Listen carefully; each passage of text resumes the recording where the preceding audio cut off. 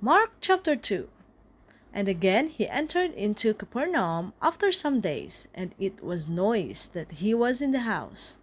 And straightway many were gathered together, and so much that there was no room to receive them, no, not so much as about the door. And he preached the word unto them. And they come unto him, bringing one sick of the palsy, which was born of 4.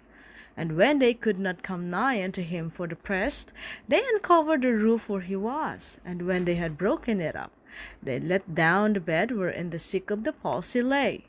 When Jesus saw their faith, he said unto the sick of the palsy, Son, thy sins be forgiven thee.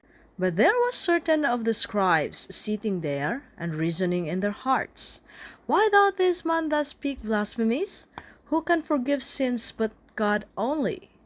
And immediately, when Jesus perceived in his spirit that they so reasoned within themselves, he said unto them, Why reason ye these things in your hearts? Whether is it easier to say to the sick of the palsy, Thy sins be forgiven thee, or to say, Arise, and take up thy bed, and walk? But that ye may know that the Son of Man hath power on earth to forgive sins, he saith to the sick of the palsy, Say unto thee, Arise, and take up thy bed, and go thy way into thine house. And immediately he arose, took up the bed, and went forth before them all, and so much that they were all amazed, and glorified God, saying, We never saw it on this fashion. And he went forth again by the seaside, and all the multitude resorted unto him, and he taught them.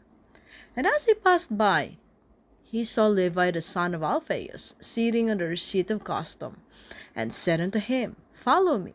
And he arose and followed him. And it came to pass, that as Jesus sat at meat in his house, many publicans and sinners sat also together with Jesus and his disciples, for there were many, and they followed him. And when the scribes and Pharisees saw him eat with publicans and sinners, they said unto his disciples, How is it that he eateth and drinketh with publicans and sinners? When Jesus heard it, he saith unto them, They that are whole have no need of the physician, but they that are sick.